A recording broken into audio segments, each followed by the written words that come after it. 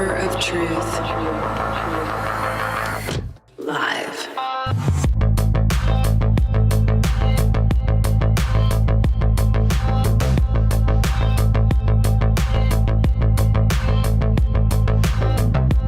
I'm not against technology, Doctor.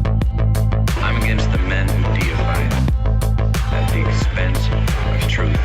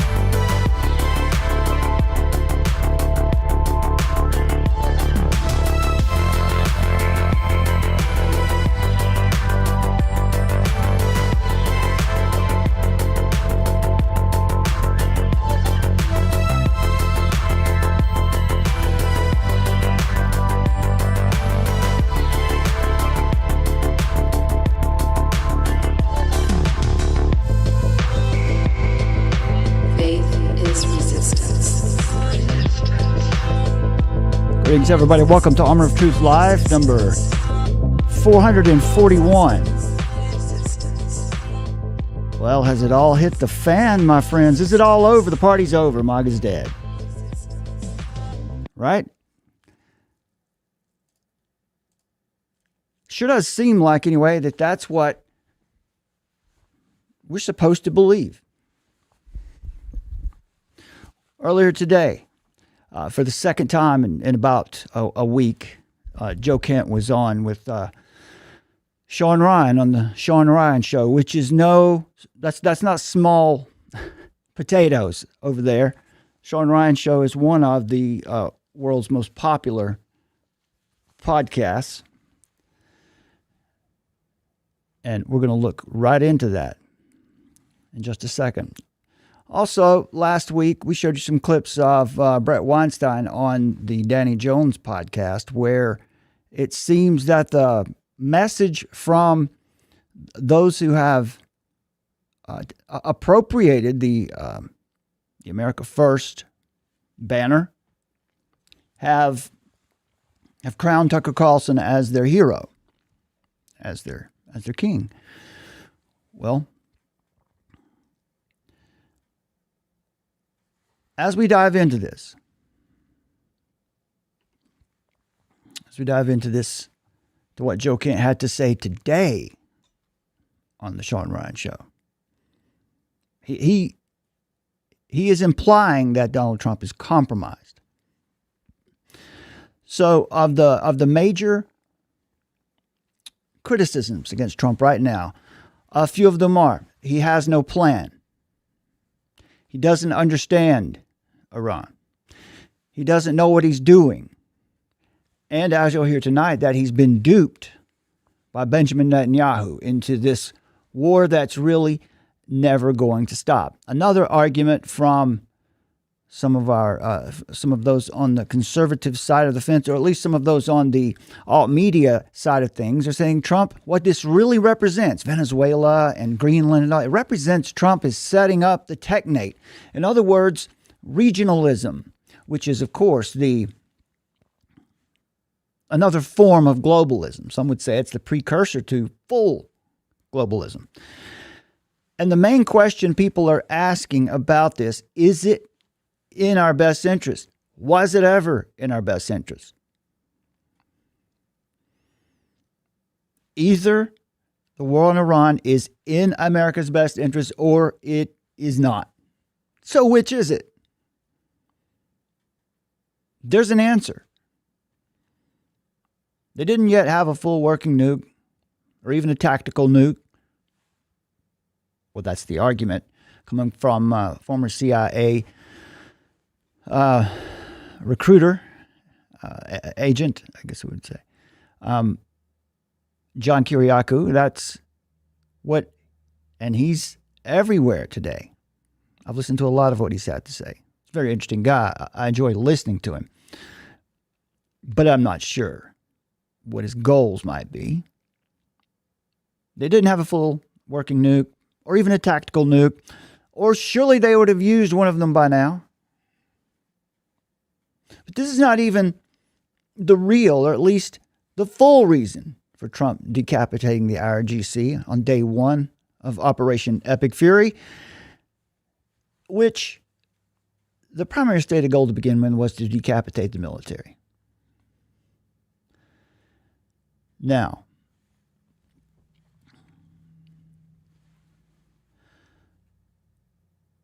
I want to share just a bit of this before we look here at...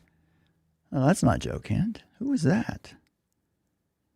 Who is that? Someone has hijacked the Shawn Ryan Show. Or this is Joe Kent on Tucker Carlson. Let's just check this out right quick. Let's see what this is. I'm not sure. I'm not sure what this is really. It's like someone's... Let's just see.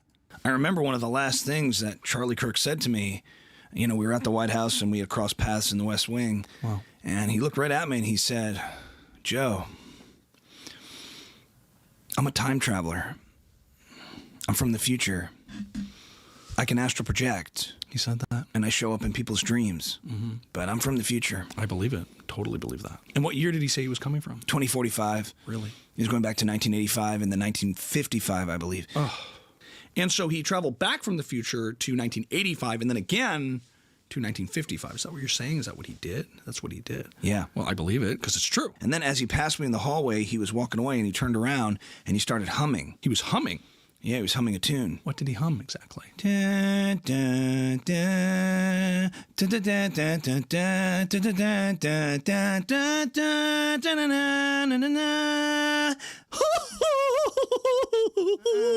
Exactly.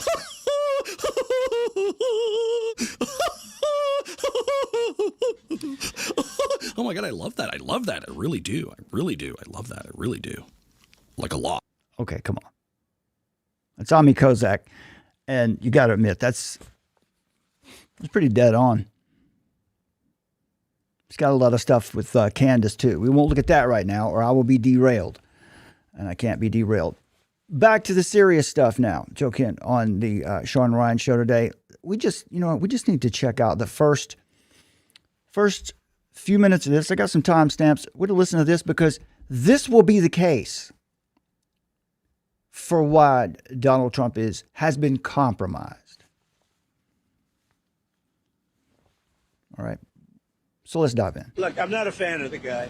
He said very strongly that Iran is not a threat. I think a lot of people have forgotten just exactly who the fuck you are and what you... And by the way, I will apologize ahead of time. Shawn Ryan makes a confession of being a Christian. But we're not really, the potty mouth is, well, it's not even been governed back a little bit. It's still fully. So I will apologize for that. I didn't have time to download this and edit it. I hope you'll bear with me on that. But this is serious stuff. We need to get through it. So I'll apologize ahead of time for Shawn Ryan's lack of restraint on his tongue. All right, so let's go. Done for this country. And I know that he lost his wife. So I take this guy, Joe Kent, who lost twice for Congress, pretty badly. Joe Kent, former director of National Counterterrorism Center, retired Green Beret, former member of a classified special missions unit. So instead of letting him live out his life, I brilliantly have my people call him and offer him a job in security, essentially. Former CIA paramilitary officer, Gold Star spouse with 11 combat deployments, 6 Bronze Stars, author of Send Me, The True Story of a Mother at War, a tribute to Shannon's courage and a testament to what real service looks like.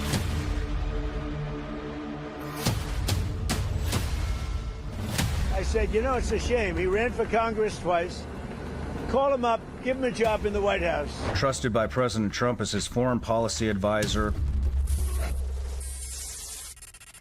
We begin with the war in Iran. President Trump's top counterterrorism official resigning tonight, saying. So that's the trailer that Shawn Ryan had on his channel. I just want to play a moment of that, and here's where the show actually starts.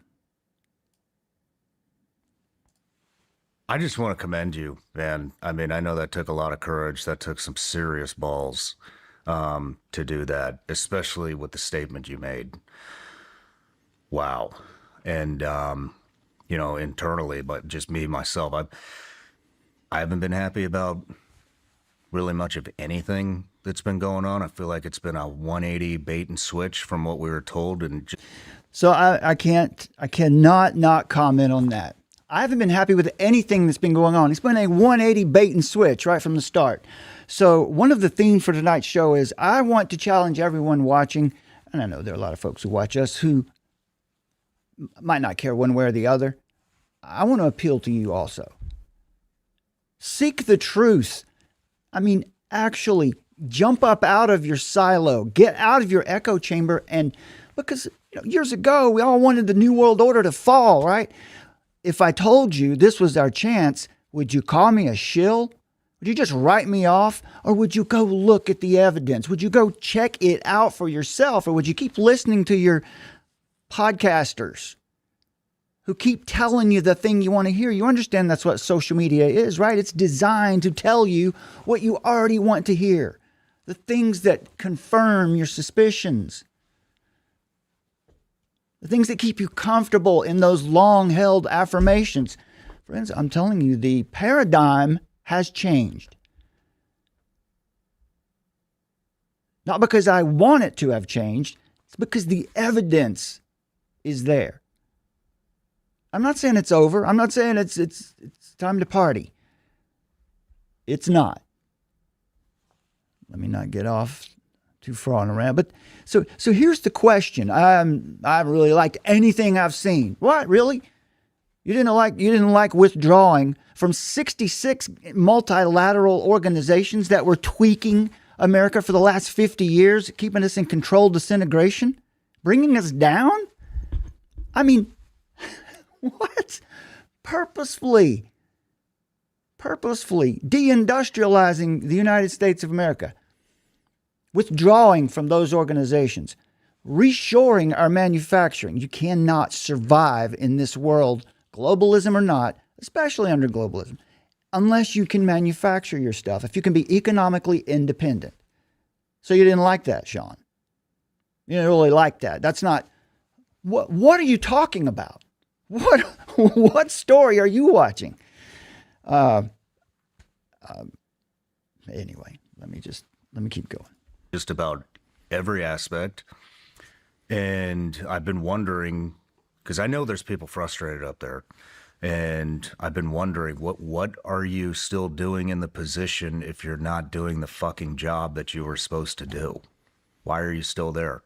Is it power? Is it because it's not power. They might think it's power, but if you're not able to do the fucking job that you're there to do, then you're powerless, right? That's the conclusion that I came to. I mean, after a year of really, trying as hard as we could to advance what we believed the agenda was, in particular, keeping us out of endless wars.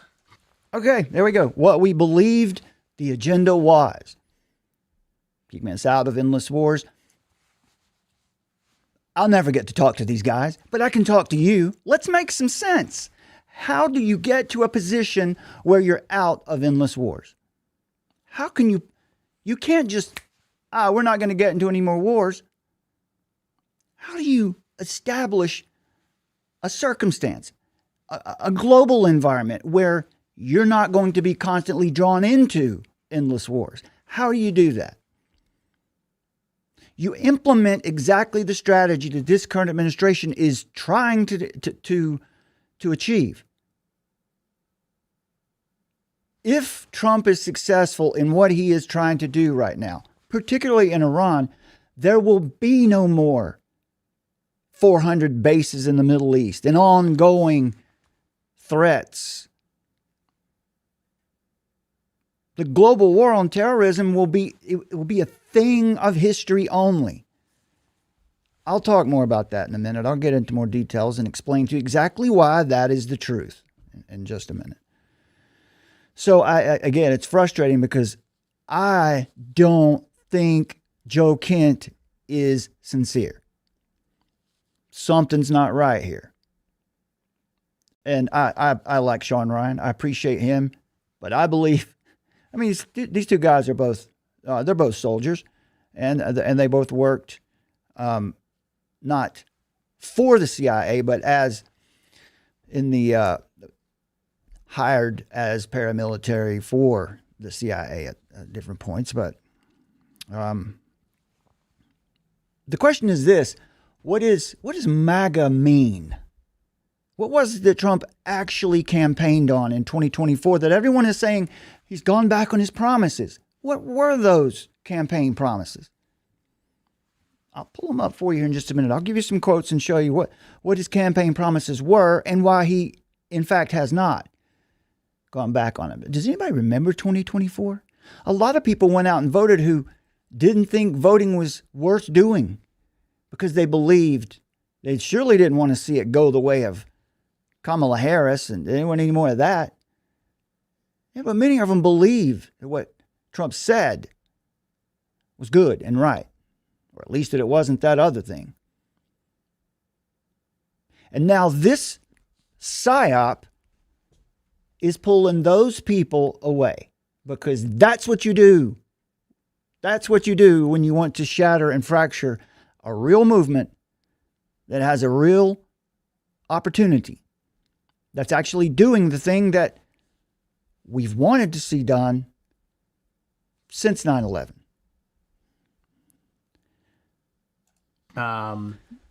In preventing, more bloodshed overseas and then potentially more blowback terrorism here.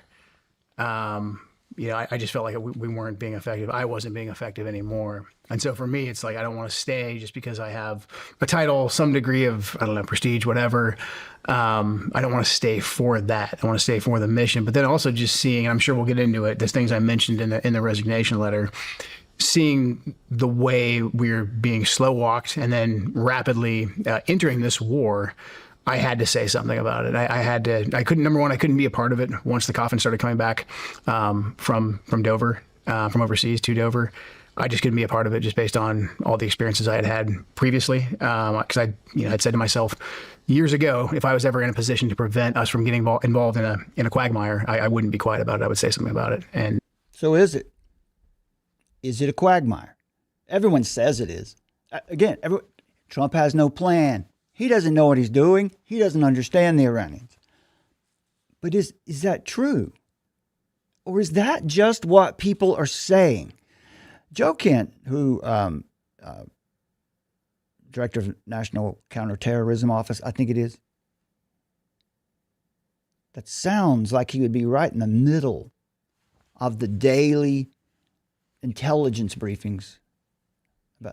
But actually, no. No, that as I understand it, that's a law enforcement agency. They don't get access to the same information.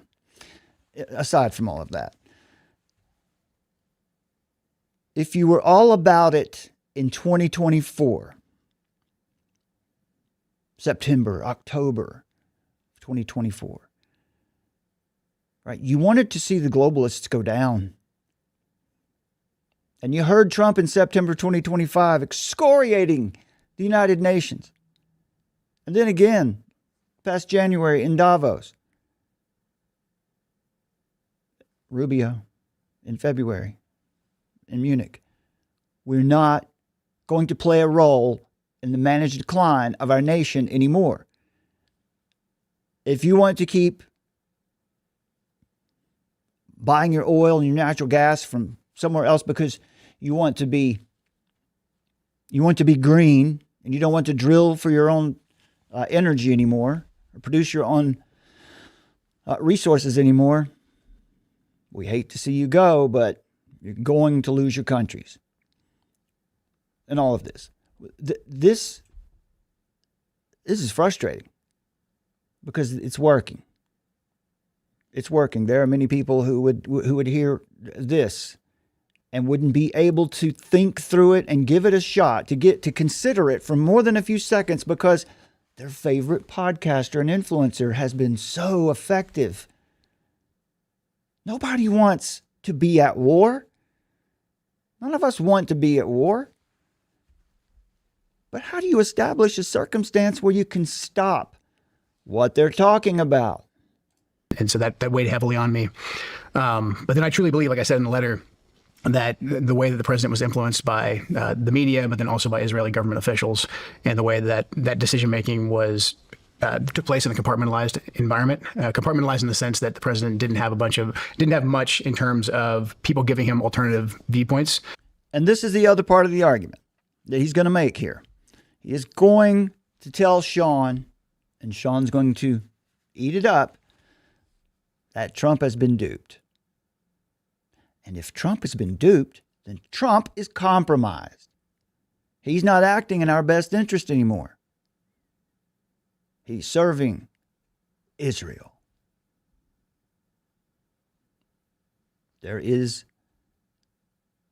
a foolproof argument to debunk that. I'll give it to you in just a moment. That our country was in a bad spot, and the most effective thing that I could do was resign publicly. You get a ton of hate, and you're being attacked. The FBI's coming after. Is it being attacked when people question whether what you're saying is true or false? Is that an attack?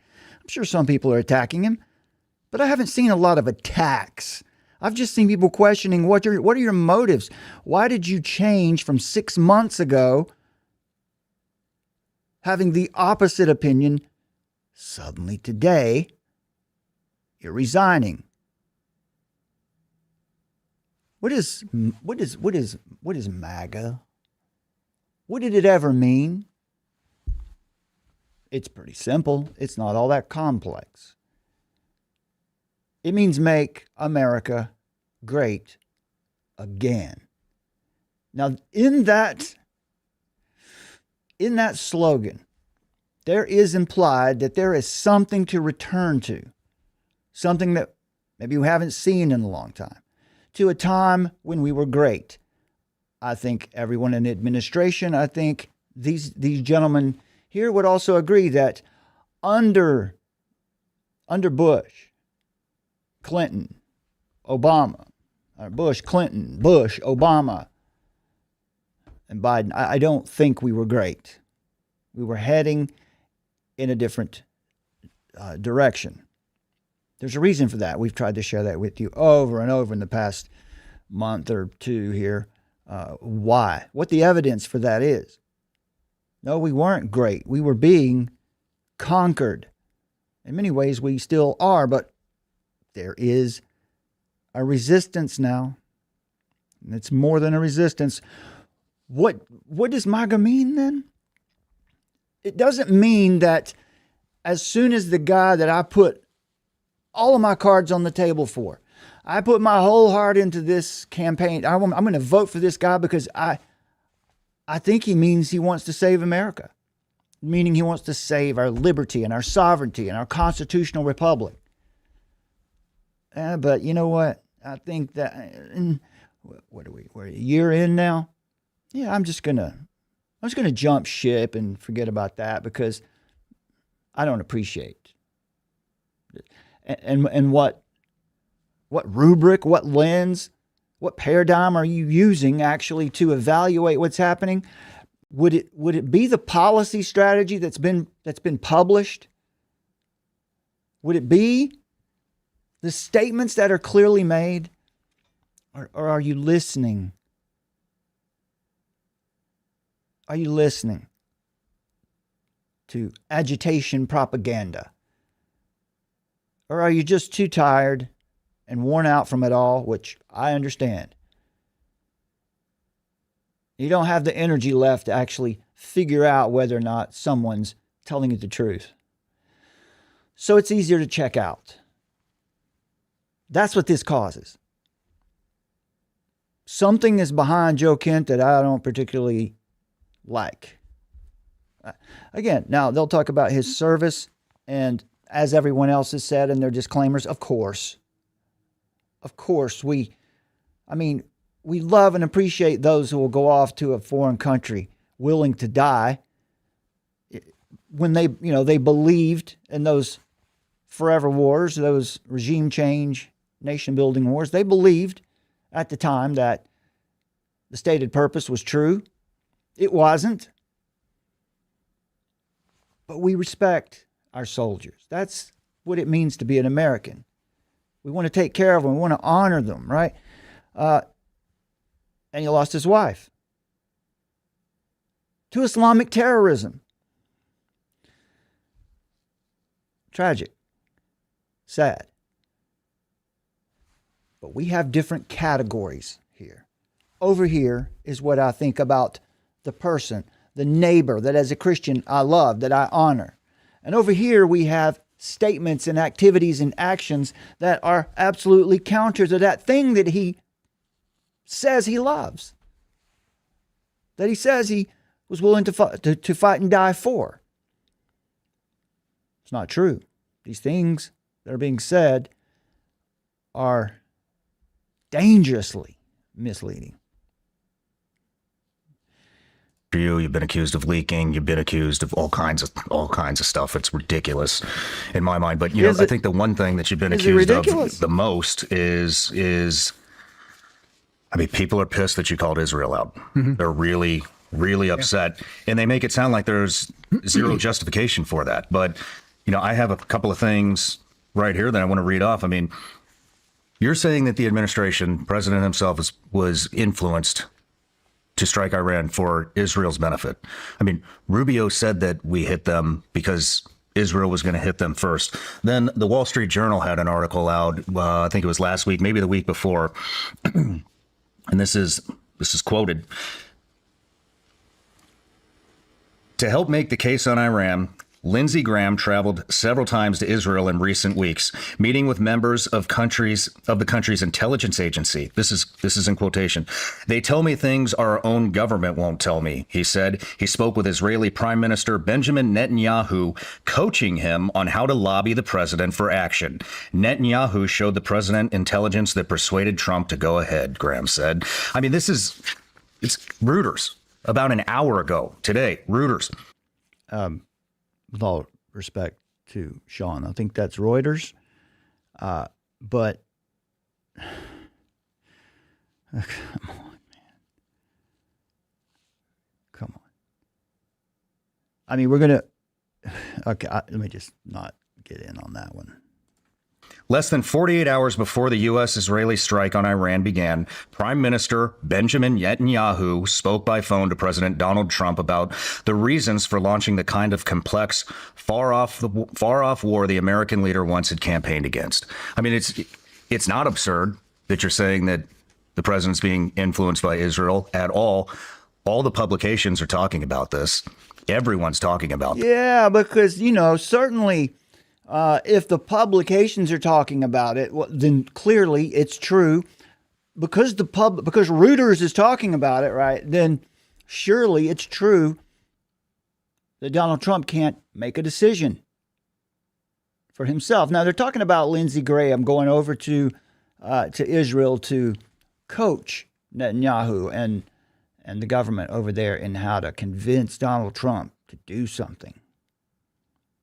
So what that really logical conclusion of that is that, well, Lindsey Graham is actually the one who's able to control Trump. Come on, man. Are you kidding me? Are you kidding me?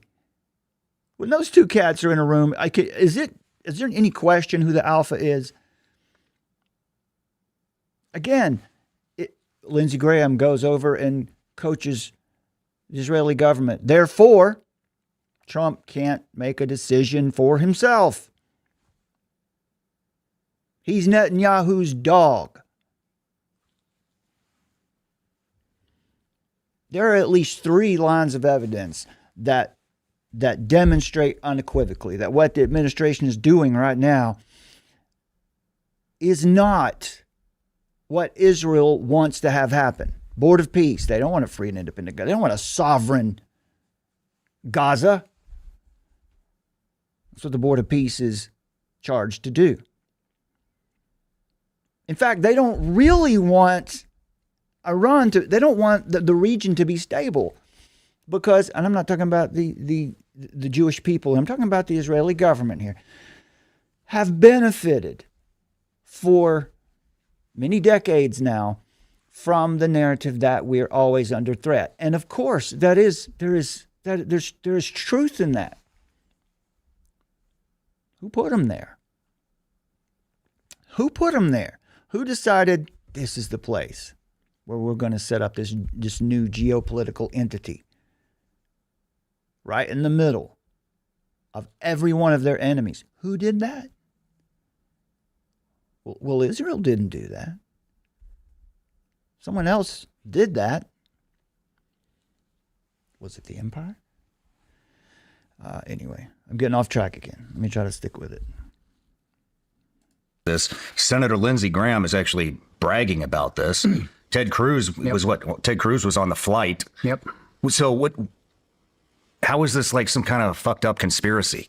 Like all the signs. Yeah. It's not a conspiracy. It's just thinking critically about who is this person? Who is this person, Donald Trump? What do you know about him? When have you ever seen anybody drag him around by his ear? These are things but now I guess I should clarify for some of you who may not have a clear background on this. Lindsey Graham and Ted Cruz are people who represent the neoconservative movement of the last 50 years in America, through which all of these endless wars and nation building, global war on terror, 9/11, happened under their watch. That is the paradigm. It's the old left-right paradigm, right? It's the left wing and the right wing, but it's the same damn bird. Yes, it is. It was. That existed. This is not that. And if you can pay attention and hear the facts, if you can hear the argument clearly, you too will see that what is being dismantled today is that exact movement. The thing that they're so mad about is the thing that the guy they're criticizing so harshly is dismantling piece by piece. But it doesn't start right here in our country. It has to start beyond. Because you don't shoot the arrow. If you want to stop being attacked, you don't shoot the arrow, you shoot the archer. You take the archer out. He's the one who's trying to kill you. Sorry. They're trying to shut people up by saying you're a conspiracy theorist, you're anti-Semitic, etc. But yet they will come out and they will say we had to attack Iran because Israel was going to attack Iran. I mean, Secretary of State Rubio said that, the president said it, many others have as well. So because Marco Rubio said in a press gaggle or in a press, he's giving statements to the press one day. Because Marco Rubio said, well, we knew Israel was going to attack them. Because Marco Rubio said that, there can't possibly be a larger strategy at work. There can't be a bigger goal. Because did you hear what Rubio said? It contradicted him and the president contradicted it. No, I'll allow you that data point, but that's not the argument. That doesn't win the argument. These are what you call loose connections. It's right there up in our face. And so, again, for me, it was just something that I couldn't, I felt like I couldn't influence anymore from the inside, and I could no longer be a part of. But it's insane. I mean, it wasn't his job to influence It was not Joe Kent's job to influence anyone on whether or not they should be going to war. It was a counter-terrorism agency. What is it called? That's too small. Anyway, he was not in a position to influence anyone about that. That's not what he was hired to do. Okay. And even if, do you know Israel spent $6.4 billion on this war since March? You know how much the U.S. has spent? Approximately 18 to 25 billion, with another request for another 200 billion from Congress. Yeah. Now, Why the fuck are we the ones floating the bill for this? I don't know. Why are we paying for it? Is it worth it? How much money would it take to squash the imperial system that has been, we've shown you the evidence of this, that has been actively, that's had the United States under policies of controlled disintegration for 50 years? How much money would it cost to break that down? Right? You can't solve the problems inside the United States until you stop, until you shoot the archer, until you take out the one who is causing it. And Iran absolutely represents the main tool of the imperial system, the liberal international order that has been established since the fall of the Soviet Union, at least. You can't stop that with debates. Ultimately, it comes down, and they'll talk about this, ultimately it comes down to the flow of energy, particularly through coming out of the Middle East, through the Straits of Hormuz and other places. That liberal international order, which is certainly based, its base of operations comes out of the European Union, the UK. They have had control of those energy choke points for 50 years, more, at least 50 years. They have actively been colluding with radical Islamism, radical terrorists for decades to keep the Middle East destabilized, because they benefit, particularly in the UK or in the city of London, from the energy spot markets. Right? They can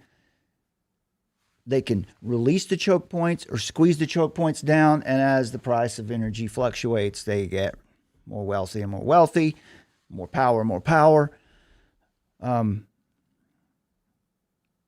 I'll continue.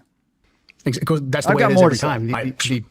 The Israelis will have their objectives. They will convince senior American officials that this is also their objectives. And if the Americans don't agree, then the Israelis will set off a series of actions that make us react. And the next thing you know, we're having to contribute our blood and our treasure. And that same playbook is playing out now. And I referenced the Iraq War. I referenced what happened in Syria as well in my letter, because this is the same playbook we've seen over and over again. And, you and I saw it at the tactical level when we were deployed in the war on terror. And then now I saw it at pretty senior levels take place over the course of the last year. So talking about Israel controlling the United States of America once again. Under the neoconservative age, right, the left-right paradigm over the last 50 years, all the truthers online, I was a part of it, right? This is, it's the Republicans and Democrats. There's really nothing different between them, because they all want the same thing. What is that same thing they always wanted? It was that liberal international order, globalism, globalization. And in order for that to be achieved, the United States had to be in a state of managed decline for a long time, so that we could no longer be who we were, so that globalism could really happen. And those people stood to benefit from it. Those people in our nation who were bought into it benefited wildly from this, while the American people suffered, losing jobs. I'll get back to this. So the claim that Israel controls the United States, I'll grant you that under the old paradigm. But there is nothing, if Trump is successful in what he's trying to achieve right here, it is not what Israel actually wants. It would be better for them to not constantly have enemies threatening to bomb them out of existence. But that setup, that particular paradigm in the Middle East, true enough as it is something that has been used by administrations in Israel for decades to argue for more and more and more and more from America. What's happening now is not that. Okay, I'll keep making my case. We're going to get into all this. I want to start by reading President Trump's statement today on Truth. I am pleased to report that the United States of America and the country of Iran have had, over the last 2 days, very good and productive conversations regarding a complete and total resolution of our hostilities in the Middle East. Based on the tenure and tone of these in-depth, detailed, and constructive conversations, which will continue throughout the week, I have instructed the Department of War to postpone any and all military strikes against Iranian power plants and energy infrastructure for a 5-day period. Subject to this success of the ongoing meetings and discussions, thank you for your attention to this matter, President Donald J. Trump. Do you know what Iran's response is to this? I've seen some of it. They immediately responded. And, I would love to believe our president and our administration, but just like we talked about at the very beginning, everything that has come out has been a bait and switch, complete 180 fucking lie. I don't know what Shawn Ryan is watching to make that statement. It's all been a bait and switch, huh? What in the world did you think you were voting for in 2024? What did you think make America great again actually meant? What did that mean? They all mock the slogan, peace through strength. How do you get to a place of peace until you remove the threats? How? What in the hell are these guys talking about? Anyway, he's got another point here. Pardon me, folks. This is what Iran says. The Iranian Foreign Ministry and state broadcaster IRIB stated, in quotes, "No conversation has taken place between Iran and the U.S., and Trump's claim about having these talks is false.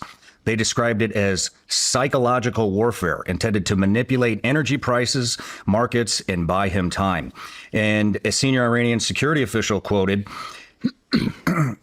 a senior Iranian security figure, right? Because, the bastions of truth that they have always been known to be, right? Iran is not in talks with Trump, and that he backed down from attacking energy infrastructure after Iran's credible military threats and market pressure. There has been and is not any negotiation underway. IRGC, linked outlets and Iran's parliament speaker called reports of negotiations, in quotes, Trump's own words, fake news. We're in a bad situation. I mean, I pray that this 5-day somewhat... All right, whatever. So now, in 2024, we put everything into Trump because we felt like we were in big trouble here, right? This is a problem. We're going to lose the country. And now we're going to take what senior security official from inside Iran says, that's the truth now. See how this works. Or does it serve your narrative? I don't know what's happening inside Iran, but from the vast amounts of information that are out there, you can get a pretty good picture. The regime is fractured. It's not one system anymore. If you know anything about Iran, there is a regular government that was in place before the revolution in 1979. That government stayed in place. That's kind of a not a puppet regime, but just for cosmetics. Looks good. We have a democratic government still in place. But the IRGC, the Islamist, Shia, radical, apocalyptic Islamists were the ones running things. Today, that IRGC, that Islamic Republic in Iran has been fractured. It would be very reasonable to assume that what one says and what the other says coming from out of that particular group would probably contradict. They don't always get along. I mean, these people are confused from the start. They don't, the clerics and the IRGC don't always get along anyway. There's always been a lot of tension between them. Why are we assuming that because they made that statement that the thing the president said isn't true? Look, I'll grant you this, because I've watched, in just the past week, I've watched a lot of hours of Trump in press conferences and on the tarmac and when he's speaking to the press. There are a lot of times when he is jerking the press's chain. That's who he is. He's not going to tell them what he's going to be doing when it involves, when you're in the middle of a war, in the fog of war. That's what these guys ought to know. They're soldiers. We're in the fog of war right now. Doing all of this doesn't serve anyone but the enemy. So now we're going to trust.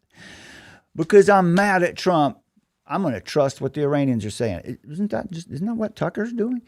That is part of the particular psyop that's at work right now to fracture a conservative movement, to keep. And the other thing is the story about how all of the commanders are going around telling the soldiers, we're doing this fight because it's gonna bring Jesus back. Okay, and that's intended to keep Christians out of the public square. Who are you going to trust? Look, if you stand on Scripture and you keep Scripture as your lens for how you view everything in the world, everything in your life, all of Christ, for all of life, not just on Sundays, not just while you're praying, but always, you will be better able to see through things like this, because you'll be able to parse out contradictions here and there. All right, let me save some time here. So this is where I wanted to stop in the intro. A couple more statements here. Let's go right here to 2230. So they're mad because Trump promised no regime change wars. And this is just another regime change war, is the claim. Let's start here at 2358. About right here.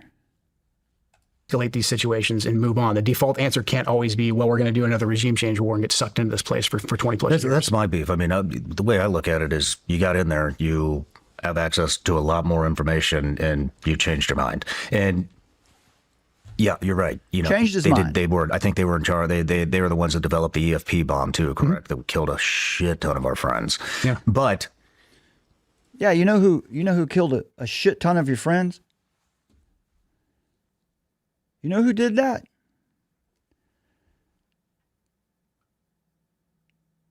Who did that?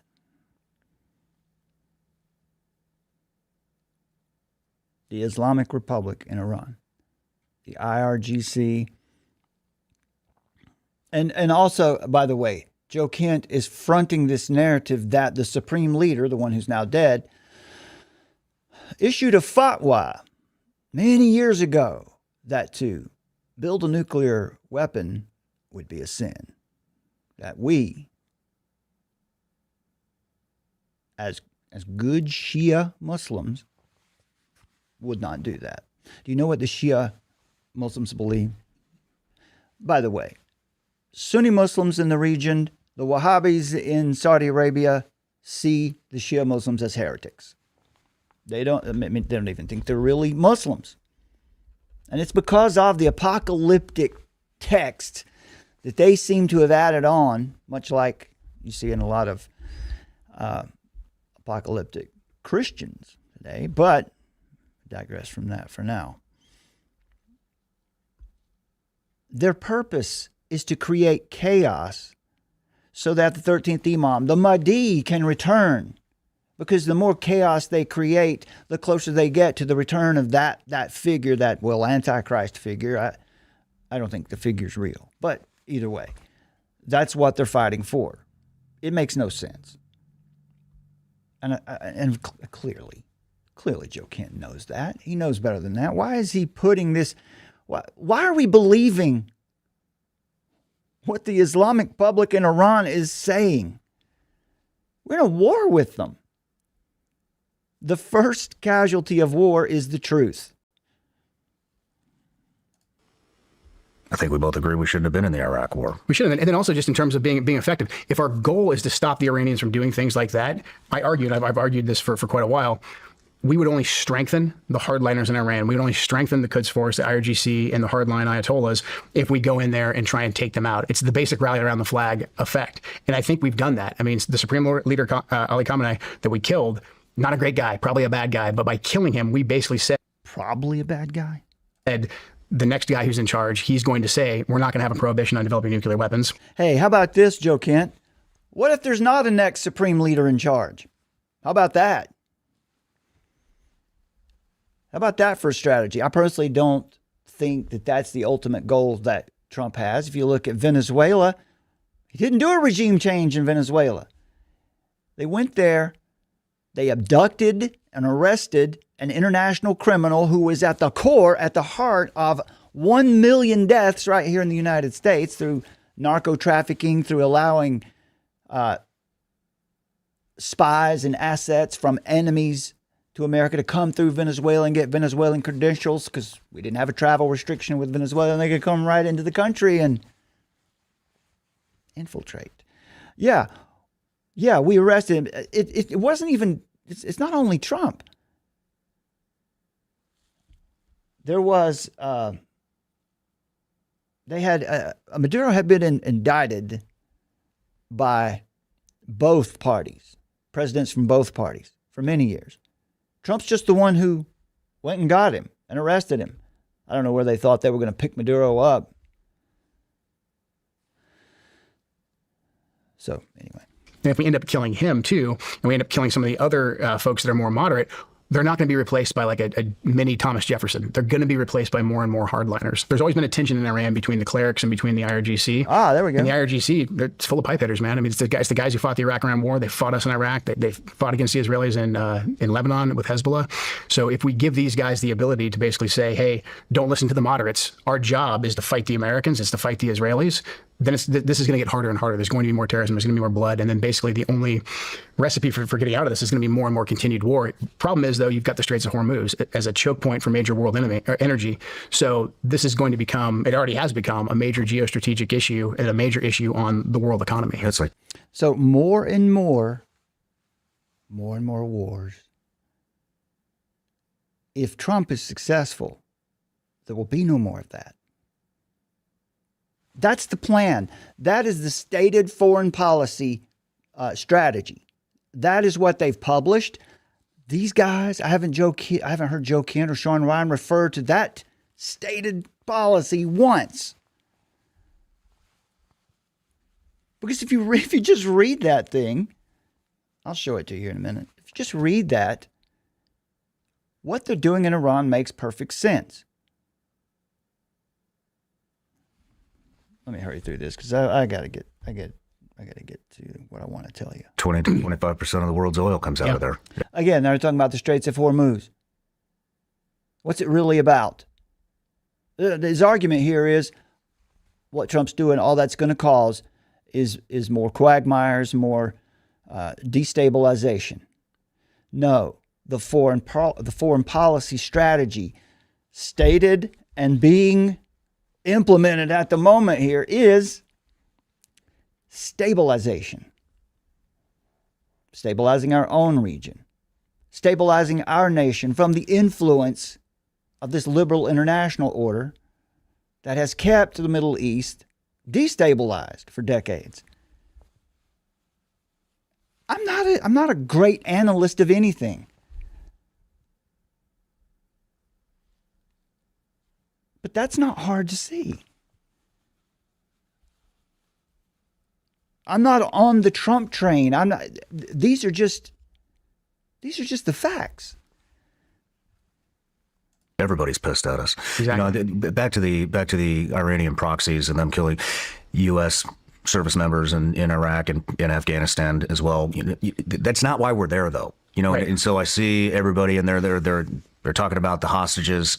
You know, back in the day, they're talking about how they're clipping you on my show, but that's not why we're there. You know, you can scrounge around and find all kinds of justifications on why we would be starting a war with Iran, but none of that relevant stuff is the reason that we're there, and it hasn't been stated either by anybody but just fucking internet trolls.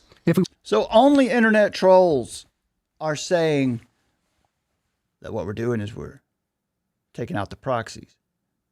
And here, Joe Kent's going to say it. Listen to what he says right here. We wanted to clean the deck on Iranian proxies that were outside of Iran or even inside of Iran. Fine, do it. Do limited strikes. That's fine. The Israelis are very competent. I mean, they've killed many Hamas. They've killed at least one Hamas leader inside of Tehran. They've killed how many members? So it's okay. Hey, let's just take out the proxies with some limited strikes. Don't forget the analogy. Take out the archer, not the arrow. The proxies are the arrows that they use to wreak havoc all over the Middle East. If you take out one of their proxies, it's just going to make another one. You have to take them out or nothing changes. See, they've got it upside down. They have it wrong. There's no question that the Islamic Republic of Iran has been the catalyst and chief funder of radical apocalyptic Islamic terrorism for almost all of its 47 years in existence. You can't make a serious moral argument that the RGC should have been allowed to continue doing what it's doing, to exist in its previous form and threat potential. The reason it has been allowed is because it served the interests of the liberal international order, of which many of our presidents and leaders have been bought into for 50 years. And there is no doubt, as Kent says over and over, he said it in his resignation letter, I can't in good conscience continue to support this. There was no imminent threat. What do they mean when they say imminent threat? That is just, you see that all over X, all over social media. No imminent threat. There was no imminent threat. What do they mean when they say imminent threat? They just use the word, but what do we think they mean when they say it? An imminent threat meaning, that they weren't, there wasn't a clear and present danger that they were going to attack us, that they were about to attack us. They've been attacking us for at least 40 years. It's been an imminent threat to its own region, to American interests in the region, even inside the United States for decades, through its many proxies, kamikaze agents, to mix my metaphors. Violent proxies for at least 40 of its 47 years in power. What about the soldiers that were killed in Yemen? The attack on the USS Cole.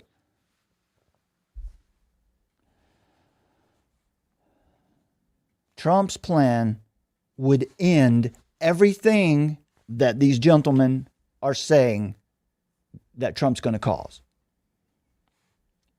Victor Davis Hanson is a quality source if you want to check out someone else who is far more august and accomplished and wiser than myself.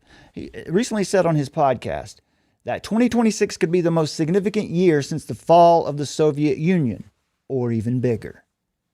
Why? We're living through right now what might prove to be one of the most consequential geopolitical years since the fall of the Soviet Union. And if you listen to the daily noise, the endless stream of hot takes and reaction clips, the instant analysis, if you listen to podcasts like this without some kind of background for making up your own mind, you think this is all chaos without direction, disruption without a purpose. You'd think it's all too much of a risk without a strategy. Let me throw this out there to you. If Trump was concerned about politics more than the future of the United States of America, he would never have done this before midterm. But that's not what's happening. What we are witnessing is not random. And it's not reactive. It's not impulsive. There's a much larger objective at work, one that sits above this day-to-day speculation of podcast heroes and keyboard commentators. At its core, this is about sovereignty, and not only ours. It's about promoting the sovereignty of other nations as well. It's about breaking the United States out of this globalist free trade trap, the liberal and national order, that has hollowed out America's industry, compromised our independence, and entangled us in endless foreign obligations. It's about restoring economic self-determination, strategic leverage, national clarity. It means confronting, not accommodating, confronting them, the regimes and the systems that have thrived under the old order. Nowhere is that clearer than in Iran. Start with the obvious. The Iranian regime has not changed in 47 years. Its intentions are not mysterious. Every administration, Republican and Democrat alike, under the old paradigm, has acknowledged this same basic reality. Iran seeks a nuclear weapon, not for defense, but for dominance. They aim to control the Middle East. Ultimately, they want to control the world, but first, the Middle East. They want to intimidate their neighbors in the region. Of course, they want to threaten Israel. They want to leverage Europe and ultimately the United States. All of this, this is not esoteric. This has been known for decades. What has not been done until now is for somebody to stand up and make a decisive decision. Negotiations have come and gone. They have lied. Do you realize that the Islamic Republic in Iran, their official title, would never, will never, doesn't ever actually come into the same room with American diplomats when we're negotiating? They will not come into the same room with infidels. So they always have to send other proxies from Oman, Qatar, Arab Emirates, wherever. These are not people that have that are seriously negotiating. So these negotiations have gone on for years. Sanctions have come and gone. Red lines have been drawn and erased. This time, a president said, no, here's the red line and don't cross it. And they did. Meanwhile, throughout these decades, Iran has continued nuclear ambitions. They've expanded their missile capabilities. Clearly, we've seen this in their retaliation against their own neighbors. They've had a lot of help from Russia and China and North Korea. They built a deterrent structure that was designed to make any future intervention in their nation impossible. That's really what their nuclear ambitions were about. They wanted to prevent anyone from ever messing with them. So they could do whatever they wanted to do. They could throw as many missiles and proxy terrorists into Israel as they wanted, or into the U.S. for that matter. So when you see strikes on Iran today, you're not witnessing the beginning of a conflict. You are seeing the culmination of decades of unresolved failure. And this time, there is a different strategy. It's not about occupation. It's not about nation building. It's not about endless ground wars. It's not about anything these guys are talking about. It's about degrading the regime's capacity to be a bully in their region.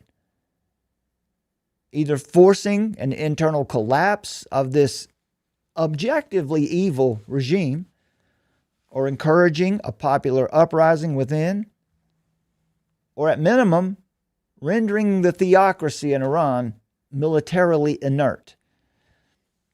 That's the strategy. It's not hidden. And here's the key point that critics are missing. If this strategy succeeds, if Trump is successful at this, it eliminates the very conditions that created forever wars, the ones that they fear. No nuclear Iran means no long-term American containment. It means we don't have to have 300 bases in the Middle East anymore. That served the old paradigm. That served the liberal international order. That served the neocons. It means no dominant Iranian proxy network. It means fewer U.S. bases across the Middle East. No regional hegemon means less justification for endless intervention. Why is that hard? Why is that so hard to see? I'll tell you why it's so hard to see. Because something else is going on with this guy. He knows better. In other words, short-term disruption here will prevent long-term entanglements. You hear what they're saying, right? All Trump's doing is ensuring more long-term entanglements. No, that is exactly what is being attacked. The thing that brought us into long-term entanglements, the thing that allowed the global war on terror to go on for 20 years. So now step back and widen your lens for this thing. Look at this thing from a broader view. Iran is not an isolated case. It's just one piece of a much broader realignment. Because the one thing that you don't ever hear Joe Kent talk about, or Shawn Ryan, or Tucker Carlson, or Megyn Kelly, or Candace Owens, or any of these agitprop agents, you never hear them talk about this part of the picture. Look at Latin America. For years, regimes like Venezuela, under Nicolas Maduro, represented the spread of a socialist, at best, communist, more like.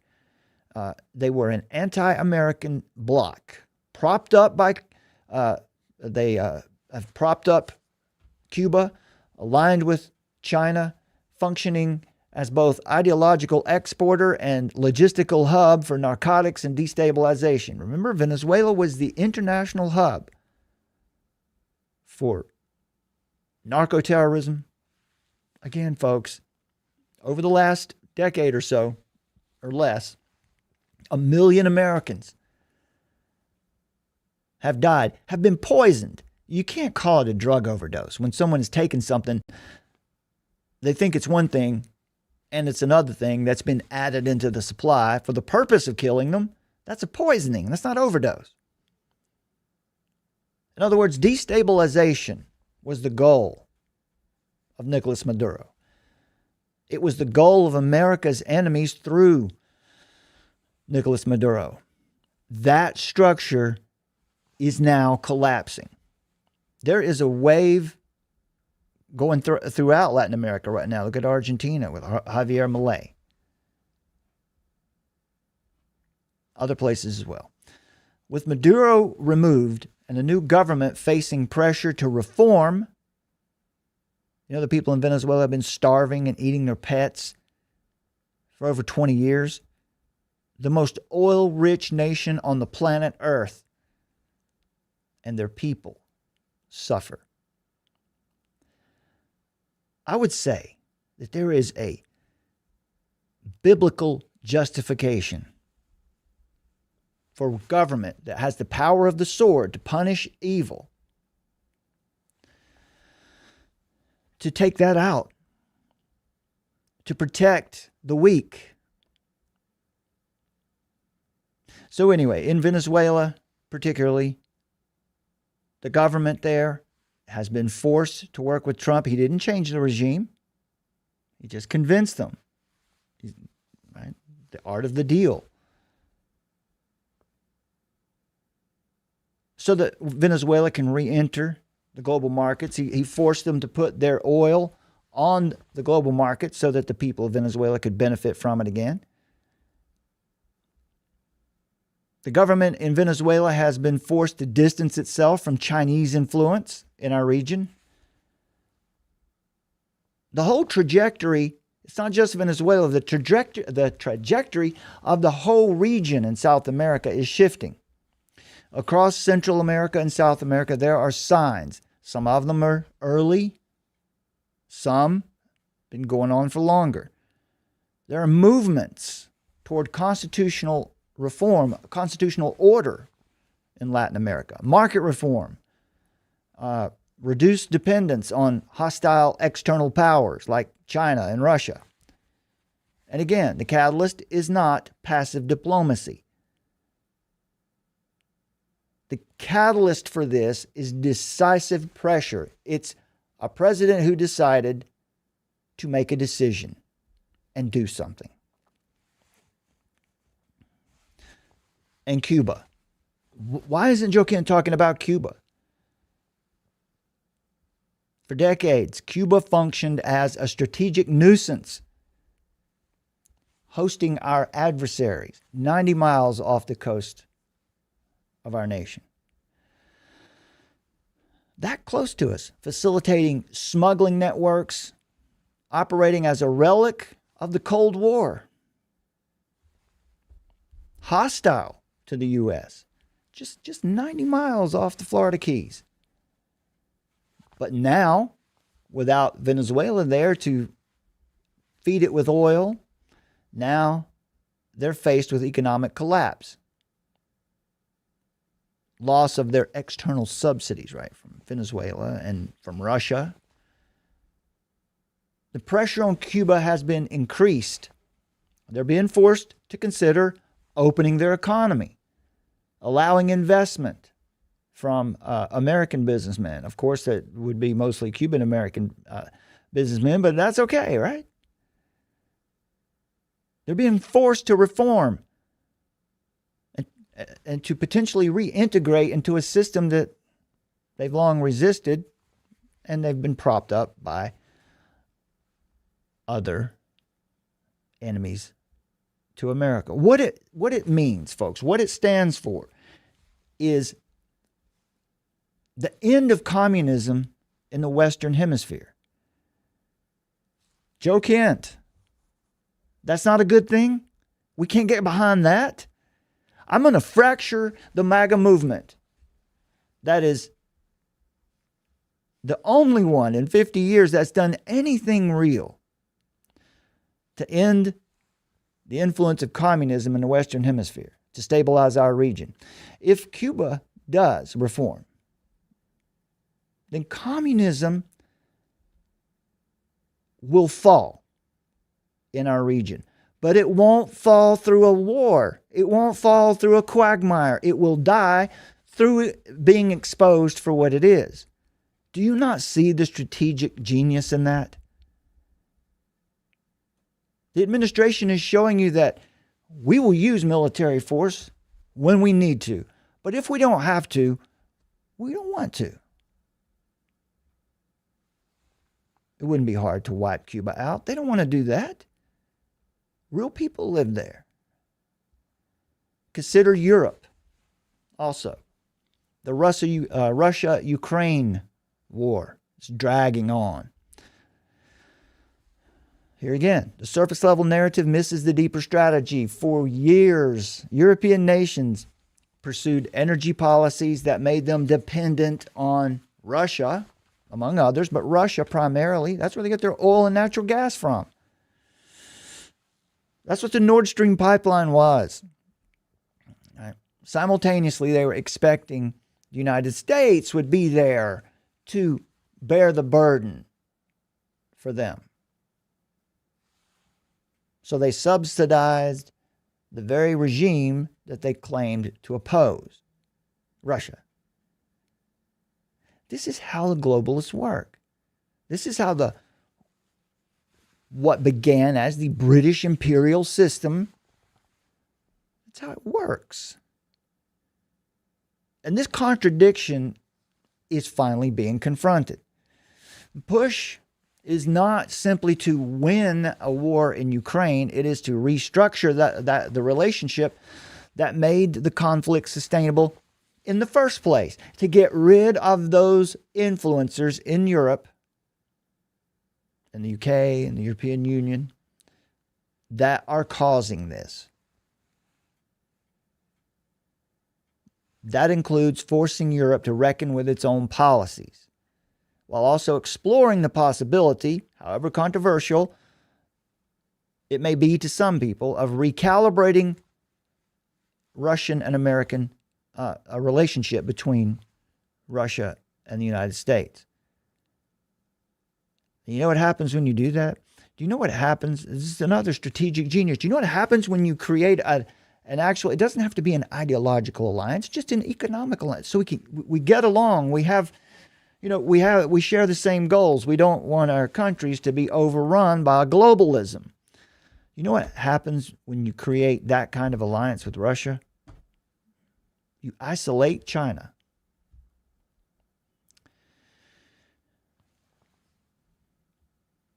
That's not appeasement. That's called triangulation. It's an attempt to reshape the global balance of power in a way that reduces long-term instability rather than perpetuating it. Can I say that again? The thing the administration is doing, if they're able to be successful, will reduce long-term instability and destabilization,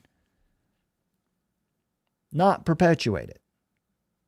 You know what it requires to help that happen? It requires the base. It requires the conservative base to help. It requires for us not to be fractured, living by lies. Right? There you go. Requires us to be asking the right question, think biblically, and live not by lies. So when you step back and look at all of this together, Iran, Latin America, Cuba, Europe, Russia, you can start to see the pattern. It's not a series of disconnected events. This is the national security strategy at work, a coordinated effort to dismantle the structures of the post-Cold War global order. That very system that has entangled the United States in endless obligations while slowly eroding its sovereignty and slowly disintegrating our economy. Is it risky? Yeah, it's risky. Of course it's risky. In fact, one of the strongest indicators that this is not mere political maneuvering is the level of risk involved. So in one sense, I do sympathize with, I don't trust Joe Kent at this point, but I can sympathize with Shawn Ryan, a lot of other people out there who are hearing this and might not quite see what we're talking about here and feel like it's just more of the same, but you've got to update your thinking. But I can sympathize with it because the risk that's involved it's serious. Right? As we said already, Trump has decided to do this before a midterm, before an election cycle, at a time when economic conditions were improving last summer. Now all of that is obscured by what's happening in Iran, proving to you that he's not trying to win a political battle.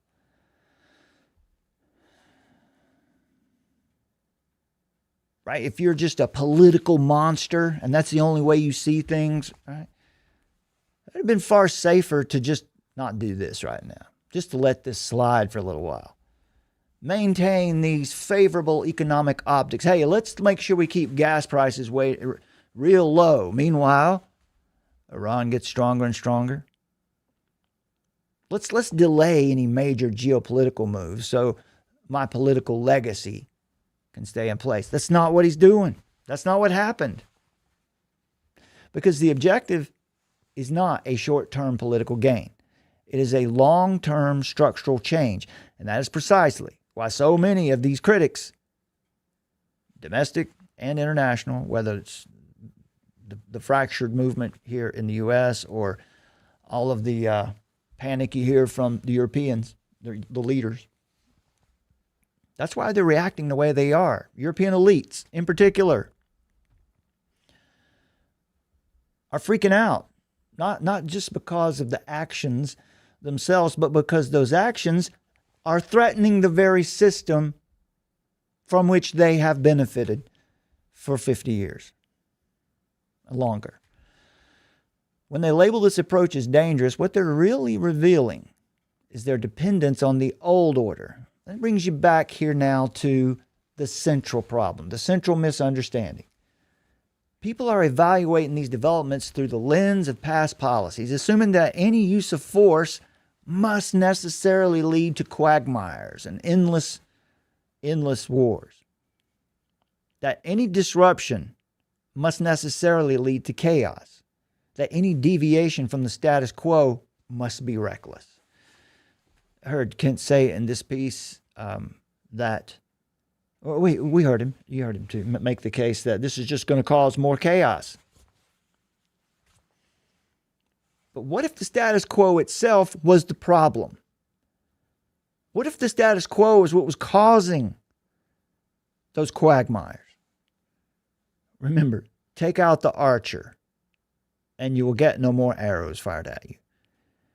What if those forever wars that they're so concerned about, and rightly so, what if they weren't caused by intervention alone, but by the absence of a decisive leader with an outcome-oriented strategy? What about that as a possibility? What if the real danger isn't disruption, but drift? Right? If the current strategy succeeds, if Iran is neutralized and it's taken off the board for the liberal international order to use, the imperial system to use, as it has for 50 years to run the managed decline of the U.S., if Latin America stabilizes, if Cuba reforms, if Europe recalibrates and starts drilling the North Sea again, like no reason for them not to, if these global alignments do shift because someone in the nation, most powerful nation on the planet, decided to make a decision to do it, then the result won't be greater entanglements, but it will be less. Fewer bases in the Middle East, fewer prolonged conflicts, fewer adversarial strongholds, more stability. We will have more stable cooperative partners in the Middle East. That is what the Board of Peace has been set up for.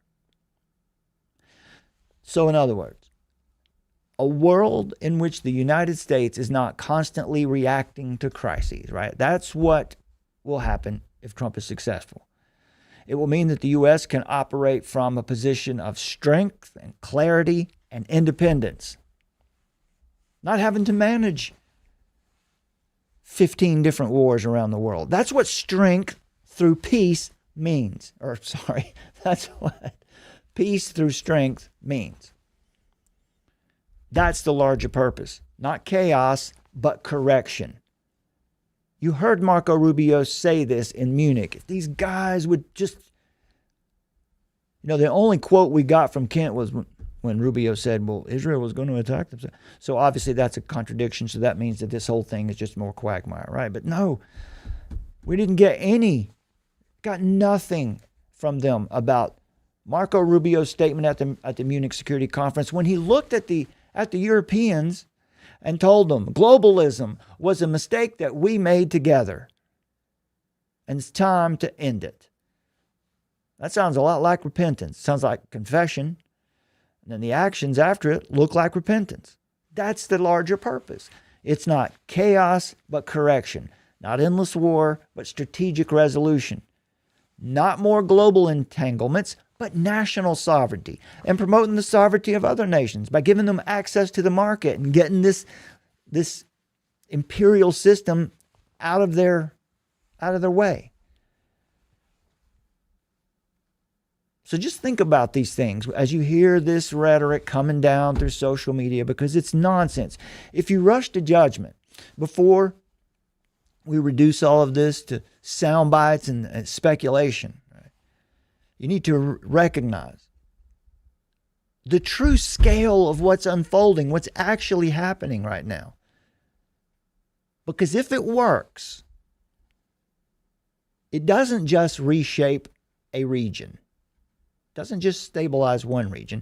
It reshapes the entire trajectory of American power in the 21st century. It puts us in the position to be a strong nation that projects goodness into the world. I have to address this too. I have to address this too. The Venerable Patrick Wood put out an article recently. I guess this is, last week? This is the 27th, so yeah, about 8 or 9 days ago. Trump's war with Iran is about global trade, period. And this is the part that really kind of upsets me. Patrick Wood tells his readers, don't you dare fall for any other narrative. Trump's war is about global trade, period. He's right in one sense. It surely is about global trade, but not in the way he is suggesting. And he's telling his readers, don't fall for any other narrative. So what Patrick Wood is arguing here, as many do these days, is for regionalism. Trump is setting up the technate, the North American Union. Folks, regionalism, that conclusion perceives the exact opposite of what this administration's actual intentions are. The UK imperial system, the liberal international order, this that established the European Union. Regionalism is a project of the imperial system. For example, George Soros' Open Society Foundation is about open borders, for example. It is a strategy to end the nation state in favor of globalization, in favor of a one world order. So the explicit focus of the Trump administration's national security and national defense strategy, I need to keep that up there for now,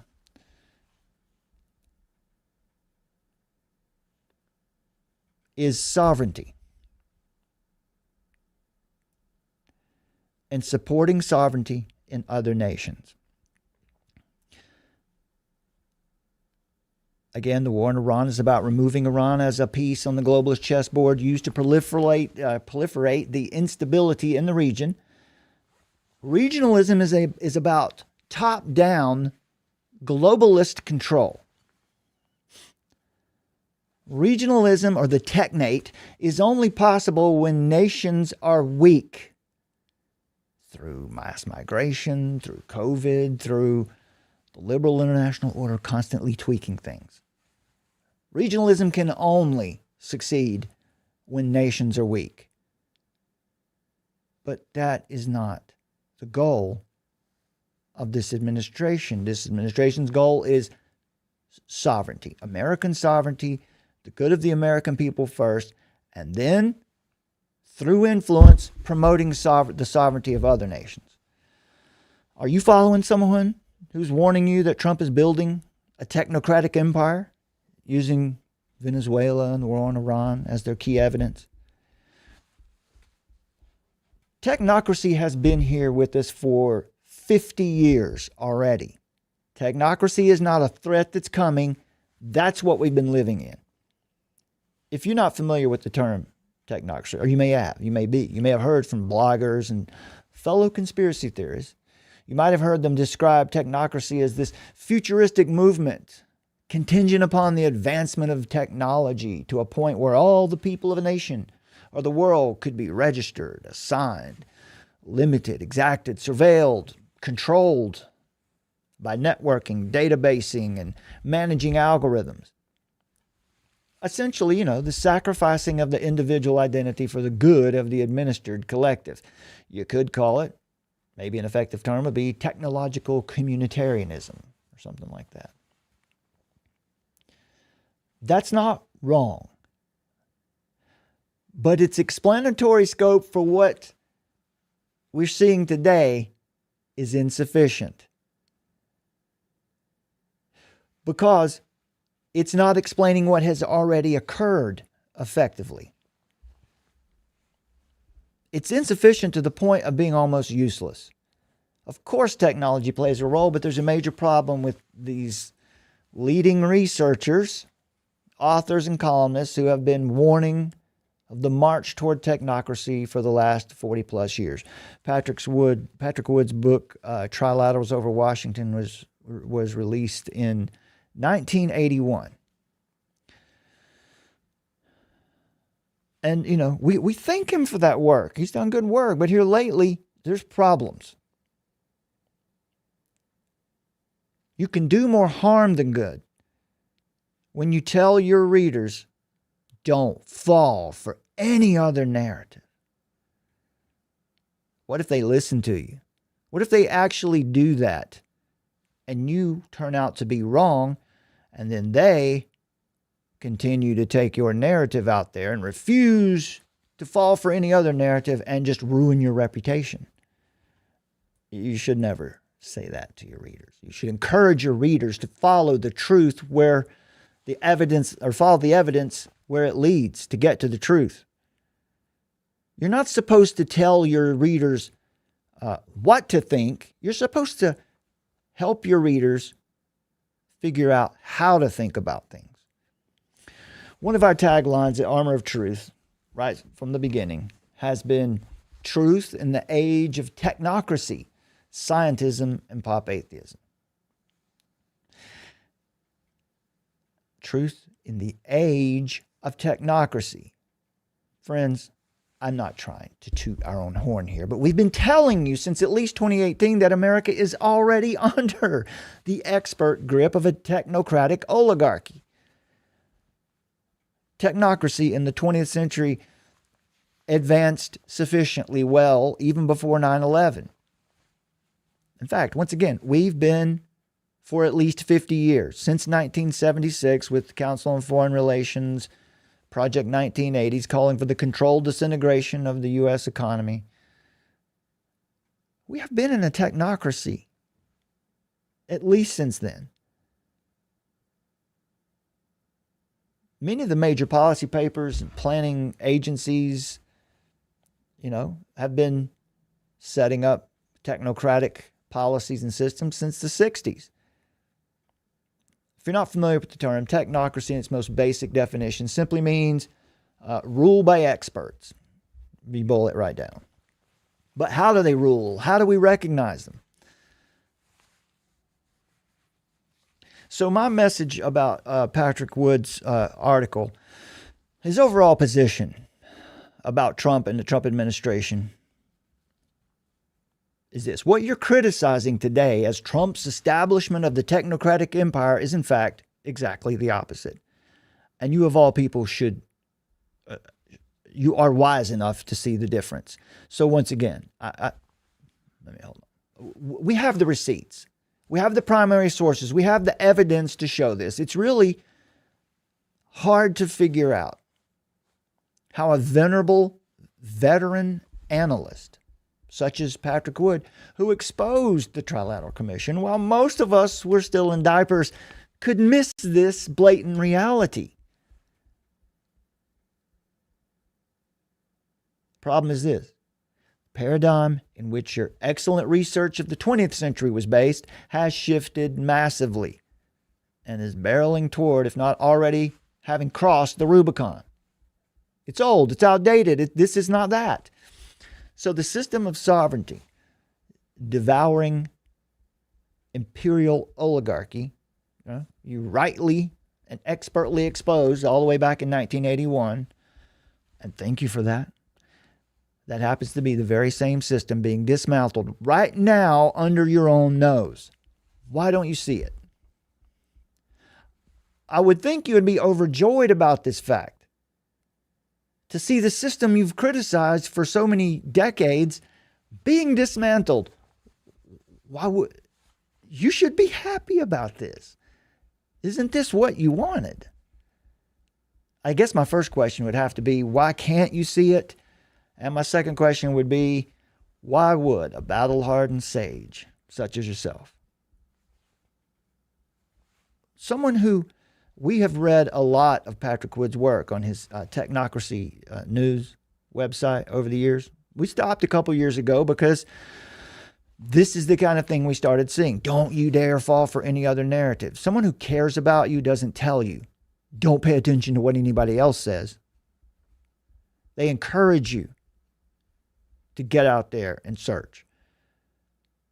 Why would a battle-hardened sage like Patrick Wood, one who in the past has always usually directed his readers to follow the evidence for themselves, why would he now be telling his readers today, accept no other narrative? Infallibility is an attribute of God. It is not a quality any researcher who cares about his audience would ever approach, much less boldly profess or command of his readers. Once again, what if you actually got this one wrong, Patrick? What if you got the analysis wrong this time? And you just told your audience, listen to nothing else. How do you prevent creating an echo chamber? And then how do you stop that echo chamber from becoming a standing wave of constant error, bringing harm to your reputation? If they accept no other narrative, how do you stop them when they actually obey you and carry out some horrible archetypal folly of self-destruction? If nothing else, Victor Frankenstein should have taught us at least that much about the dangers of this kind of overconfidence. Patrick Wood will never listen to me. He'll never hear this, I assume. We've tried to reach out to these people. We've challenged these folks to debates. We hear nothing back from them. I never heard back from Days of Noah when I asked him to do a debate. I don't know, would Jesus want you involved in politics? Because these people don't seem to be interested in actually getting down to the truth. They just want to keep a narrative going because either it's profitable or it feels good or something.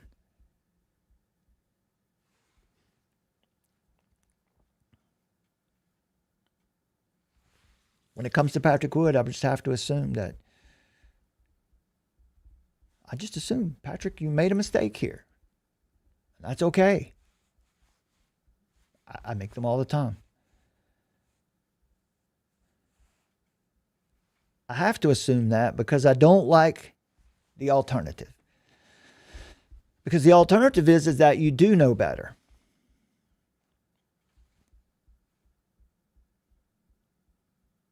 And the implications of that are too sad for a longtime reader of your work to actually entertain. But I am fearful of the fact that something's wrong here. You're not reading it right. Or you don't want your readers to see it.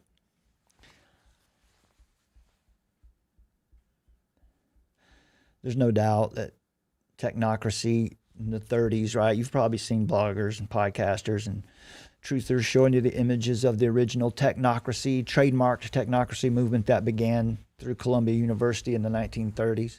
It was stark, dystopian. It took a little time for that darkness to become evident to onlookers at that part of the century, but if you've witnessed the chronicle of Technocracy, trademark, the ideology and the policy statements, they were bleak, but they were also pretty grandiose for their time. What killed any real sizzle of that movement, that first movement, was the overt symbolism, right? There's monochromatic collectivist uniforms, similarity of their blatant branding choices was just a little too on the nose once the Nazis became public enemy number one by the 40s. They were a dead ringer. But and when the Soviet Union, when Soviet communism officially entered the public consciousness around the 1960s, that Technocracy movement as an outward in its outward appearance, fizzled. Because the genuine article, the real technocrats, were far more shrewd in their approach. No more monochrome uniforms and dystopian propaganda, right? By 1973, the Council on Foreign Relations had it figured out. They were an honest-to-goodness, dyed-in-the-wool technocratic agency. They made the scene. And they weren't about to blow it with marketing campaigns and official uniforms. Nevertheless, they were committed just as much to a brave new world. But these were the real technocrats. They had been well trained in the traditions of British liberal philosophy, British imperial economics, which became the liberal international order that decreed the controlled disintegration of the U.S. economy. British liberal philosophy, British imperial economics, both of them antithetical to the fundamental covenant of American liberty. But they infiltrated us in the 1970s for sure. Limits to Growth by the Club of Rome, the paper that put out about we have to stop growing because we're going to outstrip the planet's ability to feed us. The Bible says, be fruitful and multiply. And through being fruitful and multiplying, you will be blessed by God. That is exactly the opposite of what that movement was preaching. And then there were the first interactions of what would become Agenda 21 in 1972. Highlights from Project 1980s from the CFR in 1976. And then in 1992, United Nations Agenda 21, Sustainable Development, became a real policy strategy developed and signed on to in Rio in 1992 by George H.W. Bush, continued by Clinton, continued by all of those throughout the neocon movement.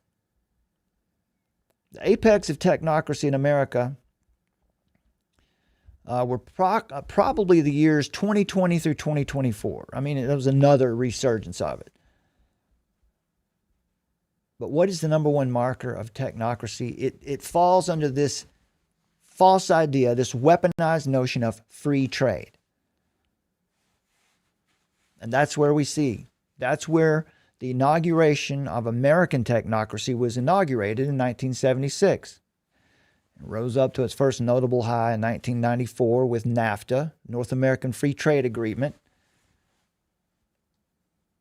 a pact signed in 1992, oddly, right? Same as Agenda 21, that gradually eliminated tariffs and other trade barriers on products and services passing between the U.S. and Canada and Mexico. It effectively created a free trade bloc among the three largest countries of North America.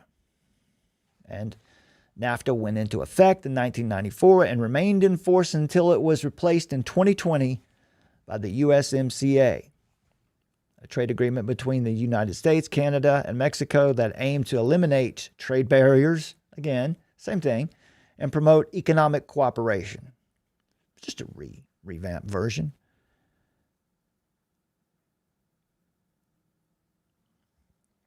It was in effect from January 1st, 1994, until it was replaced by the United States, Mexico, or NAFTA was replaced by the USMCA, the United States, Mexico, Canada Agreement, on July 1st, 2020, right in the middle of the pandemic, oddly enough.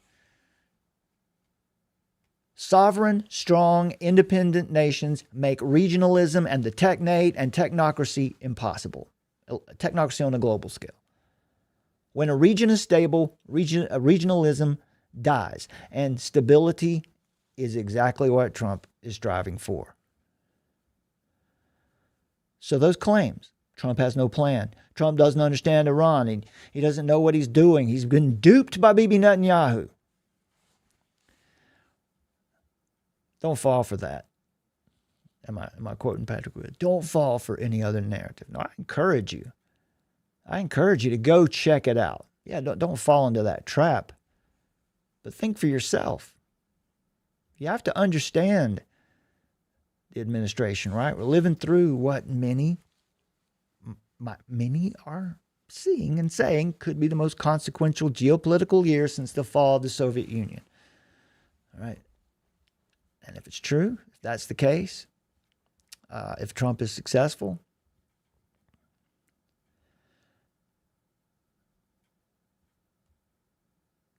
it's a good thing. Don't evaluate. Don't have an evaluation strategy. Don't look at these things based on what people online are saying. Don't look at it based on what I'm saying. Just take this as a cue to go look into it for yourself, because we are telling you that something real and something good is occurring, and that it is possible that all of those who wanted the Illuminati and the New World Order to fall, it is within reach if we can just get ourselves out of our echo chamber. Evaluate things based on whether the actions align with the stated principles over time. And in this case, they do. Bringing industry back to our country, seeking energy independence, demanding that these other nations share the burden of taking care of the Straits of Hormuz or anything. You've seen that recently, right? Where Trump's basically forced them into a position where they have to get involved and help secure the Straits of Hormuz. The reason they didn't want to, though, they always benefited from having that control point under, or that choke point under their control. Squeeze it, release it, squeeze it, release it. Turn it on, turn it off. Get richer, get richer. What Trump's doing is not improvisation. It's execution. And that doesn't mean that everything will be smooth. Of course it won't, because realignment never is. Returning back to where sovereignty is honored is not going to be easy. When you sever ties with a decades-old global system, one that benefited these powerful institutions, these entrenched interests for decades, there's going to be resistance. There's going to be moments of instability. At times it's going to feel dangerous. But danger does not equal disorder. An honorable man faces danger. He doesn't make excuses about it or run from it. He doesn't resign his position based on things that are loosely connected. Uncertainty doesn't mean the absence of a direction. In fact, the very fact that this strategy is being opposed so aggressively from Kent and others, and from global institutions, that should tell you something.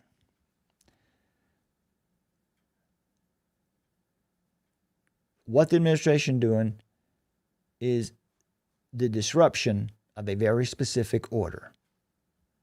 So when things escalate, when tensions rise, when the headlines get alarming, question shouldn't be, wow, does this feel scary? The question is, does it align with the truth? Is it grounded in eternal principles? And a return to the founding principles of America certainly would. Does it align with the strategy that they've stated?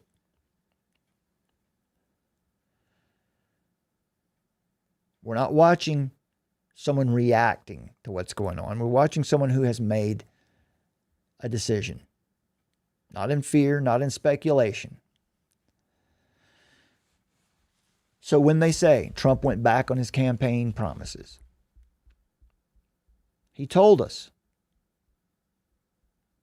his first speech with the Clintons and the Obamas, or one Obama, and the Bushes sitting right beside him, we are not going to participate in the managed decline of the nation any longer.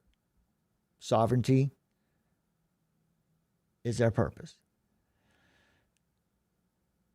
Peace through strength. And you can't arrive at that peace until you take out the actual ones who are causing the destabilization. Make sure you understand.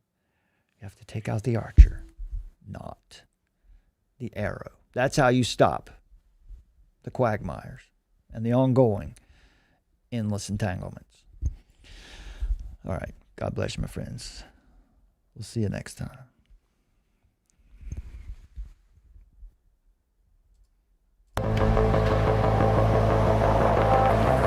Armor of Truth. Live.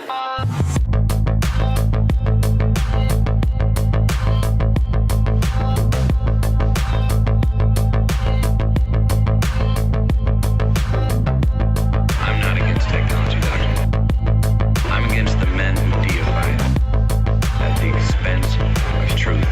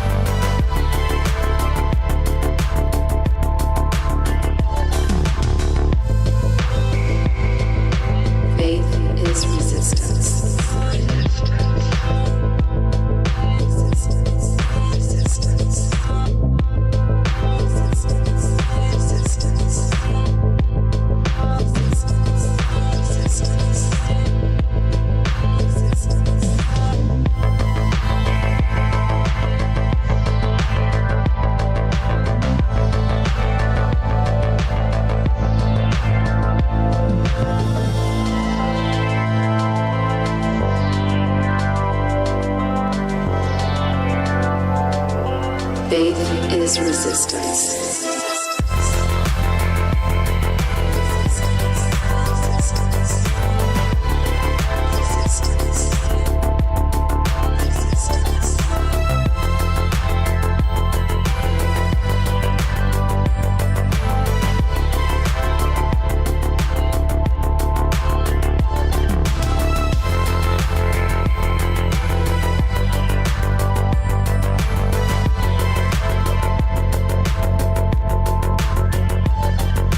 Nietzsche, of course, announced the death of God and called for the birth of the Übermensch, the Superman, who would take humanity to new heights and to create a new world order.